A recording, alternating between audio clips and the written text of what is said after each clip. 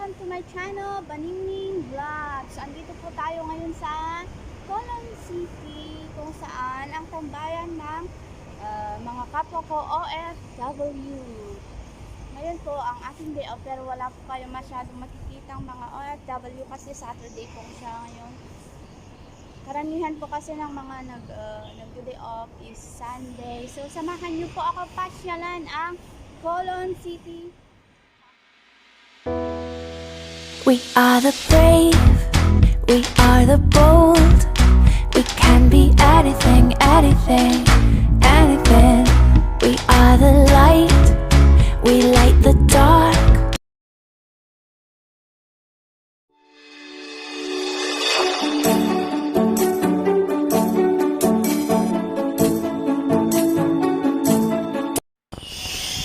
So ayan guys, papunta tayo sa Colon Park. So bali dito guys, dalawa ang park. Pero ang pupuntahan natin ngayon is yung mas malaking park. Kasi sa isang park, jogging area siya at parang playground na rin ng mga bata.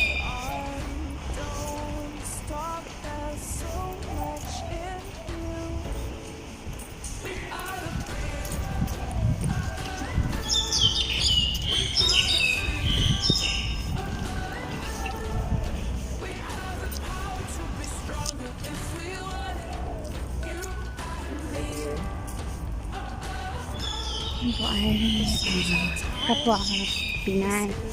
Kaalaga siya ng matanda. So, bali mamaya po, magpapakilala po si Banini sa inyo. Para naman po makilala yung kung sino siya.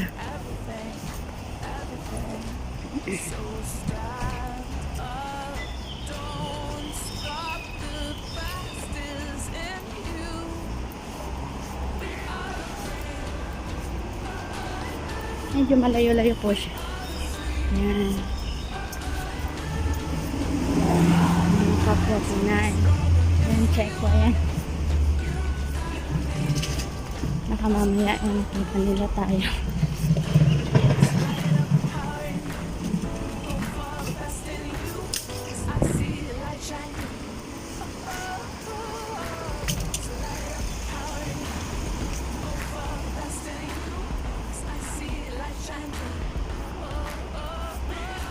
Pupunta tayo dun sa tambayan ng mga OFW kapag day off.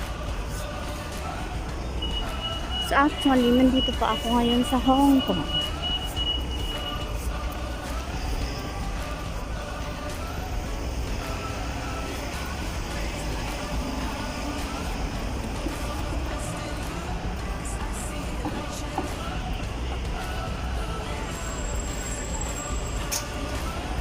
Nakikita niyo po dyan, may araw po dyan, Colon City.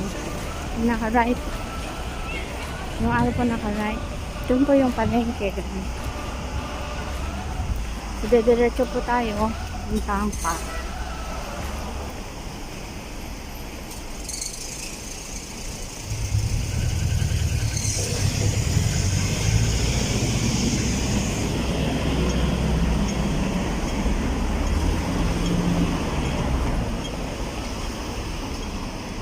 Dito. Dito sagli.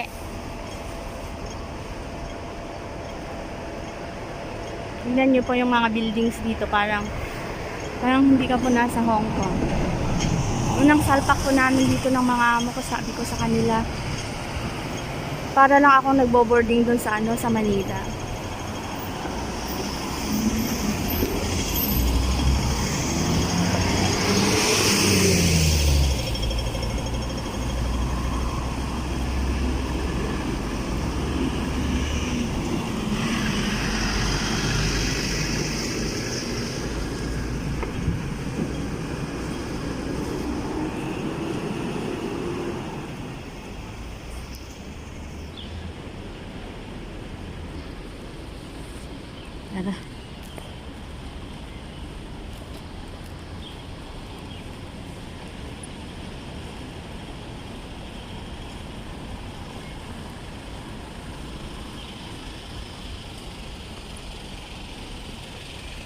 Ayan, bababa lang. Sa ibang lugar kasi dito sa Hong Kong, matataas siya. Dati sa tinihan ko, nasa 45 floor po ako. So ngayon, nasa 6th floor lang kami. Ang maganda kasi dito sa park na ito, Hong Kong, malapit lang sila sa school. Kaya, ang mga iba kasi tumitira sa malapit sa school para hindi na sila magka-problema.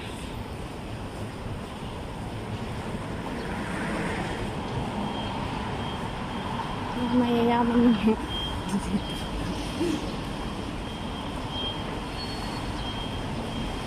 malapit na tayo guys. Konting push. Today is my day off, kaya enjoyin ang araw na to. Samahan niyo po akong mamasyal. Ayan.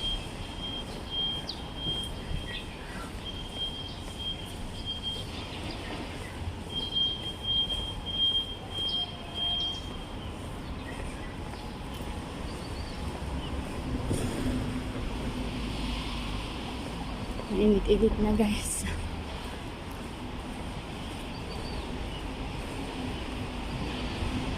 Sa mga nasa HK dyan na naghahanap ng tambayan na malapit sa market, punta lang po kayo dito.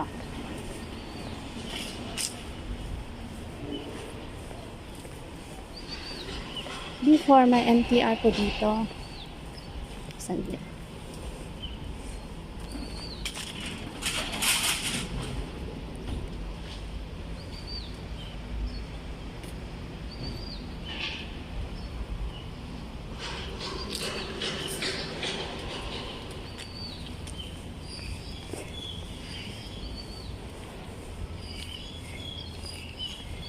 May MTR po dito before, kaso nung nagka-rally, ayun, nawala, nasira. Hindi ko alam kung maaayos pa, kaya medyo bus ngayon.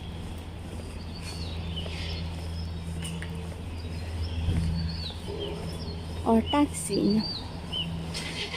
Pero kung gusto mo namang lakarin, i-google mo lang siya papuntang MTR. Malapit na MTR dito sa Kowloon City. Nakakapagod din pala maglakad.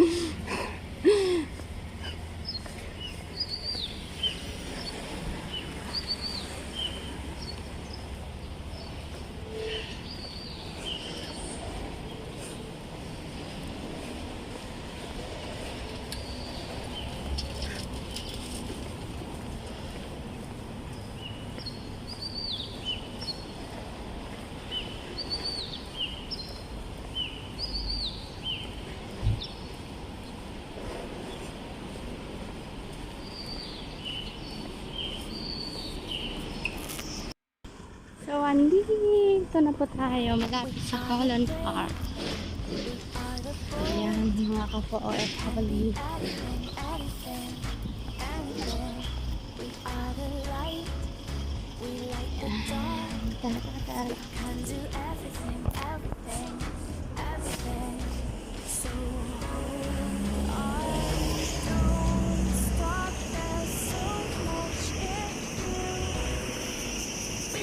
Ayun, very sexy doon.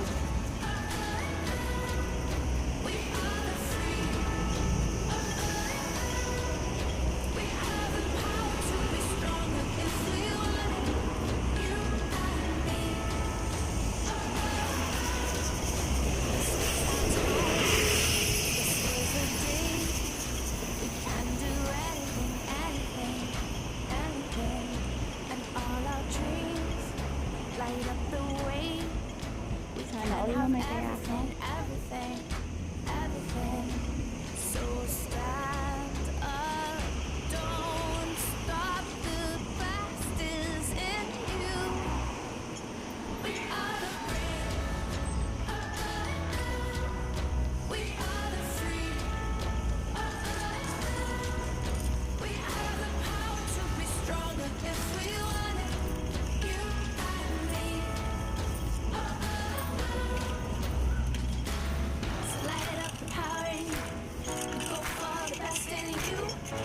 see the light shine through.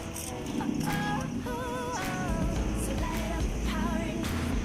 Go for the best. Nandito pa tayo sa Colon Park. Alam niyo ba guys, yung mga matatanda dito, ganyan sila. Hindi tulad lang sa Pinas, nagbabatuhan ng pinggan, ng kutsara kapag walang ulam. Dito ganyan ang mga matatanda, nakakaano yun, sisip. So ayan, ganito yung part ng mga matatanda, nag-exercise sila. Kaya alam niyo ba guys, na ang mga matatanda dito sa age ko yung malalakas. Kasi exercise sila, nagtatrabaho pa rin sila kahit matatanda na. Karamihan ng mga matatanda dito nagtatrabaho. At karamihan ng mga matatandang babae, mga lola na, sila yung mga magagaling magluto. So, heto guys. Dito ang tambayan ng mga OFW, yung mga malapit lang dito. Dito yung tambayan nila kapag day off nila. Kasi sa may right side ko, makikita ang isang malaking mall na pwede kang bumili ng pagkain mo. May McDo rin dyan sa loob. So pretty po, di ba?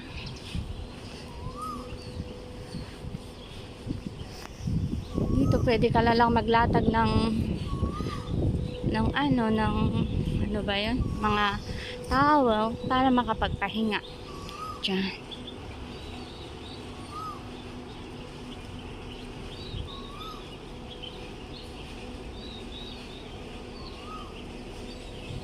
Hi! Hello!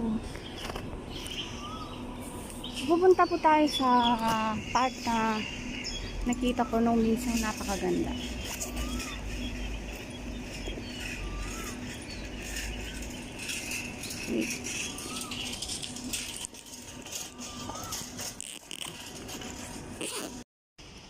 Ito po yung isa sa mga dinadayo nila, hindi ngayon babasahin ko po anong meron dito. So, ito po yung remnants of the South Gate. During the demolition of the modern buildings within the Colon walled city, the Antiques and Monuments Office conducted archaeological investigations to confirm whether any remnants of the original walled city still survive. The investigations, which were assisted by the Architectural Services Department and many local scholars, proved to be most fruitful. Foundations of the original city wall, a drainage ditch running along the foot of the inner wall, as well as a flagstone path parallel to it were uncovered. Foundations of the origin east and south gates were also discovered. Both gateways still survive in good condition. The most important discovery is the two stone blocks bearing the characters Colon walled city and South Gate, which were mounted at the original South Gate. At the advice of the Antiques Advisory Board, the government decided to preserve the remnants of the South Gate in situ for display to public.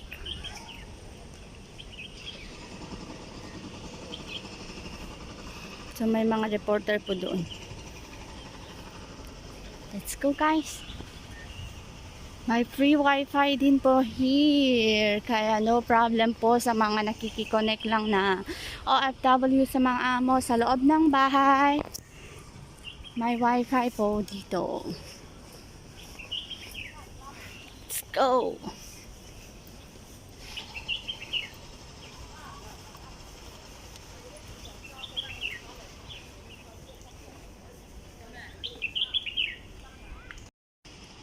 Ito po yung isa sa mga dinadayo nila, hindi ngayon babasahin ko po anong meron dito. So, ito po yung remnants of the South Gate. During the demolition of the modern buildings within the Colon walled city, the Antiques and Monuments Office conducted archaeological investigations to confirm whether any remnants of the original walled city still survive. The investigations, which were assisted by the Architectural Services Department and many local scholars, proved to be most fruitful. Foundations of the original city wall, a drainage ditch running along the foot of the inner wall, as well as a flagstone path parallel to it were uncovered. Foundations of the original east and south gates were also discovered. Both gateways still survive in good condition. The most important discovery is the two stone blocks bearing the characters colon walled city and south gate, which were mounted at the original south gate.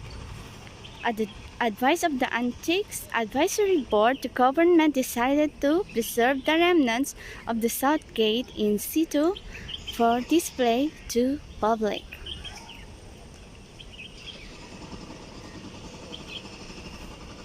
So may mga reporter po doon. Let's go guys! May free wifi din po here. Kaya no problem po sa mga nakikiconnect lang na OFW sa mga amo sa loob ng bahay. May wifi po dito. Let's go!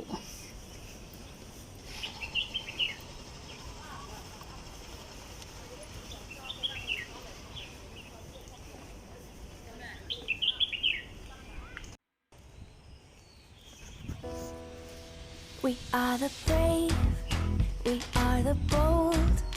We can be anything, anything, anything. We are the light, we light the dark. We can do everything, everything, everything. So hold on, don't stop, there's so much in you. We are the brave. We are the free. We have the power to be Bawal pong stronger if pumasok. we want it. You and me. This is our time. This is the day. We can do anything, anything, anything. And all our dreams light up the way. We can have everything, everything, everything. So stand up, don't stop, the best is in you. We are the brave. We are the free. We have the power to be stronger if we want it. You and me. So light up the power in you and go for the best in you, 'cause I see the light shine through. So dito po ngayon tayo sa Chinese Soja Garden. The Chinese Soja Garden, one of the 8 major scenes of the park, has a dozen smooth white stone sculptured animals. They are used to symbolize people born in different years. These Soja symbols are arranged according to the Chanquan, or heavenly stems, and Dixi, earthly branches of Chinese geomancy. The first of the 12 Soja symbols is the rat. Its sharpened nose pointing south as per the big-clawed tiger. Its fin-like back is modeled after the legendary Zhou Dynasty mascot. The elegantly resting horse was designed after the stone horses at the Ming Dynasty tombs northwest of Beijing.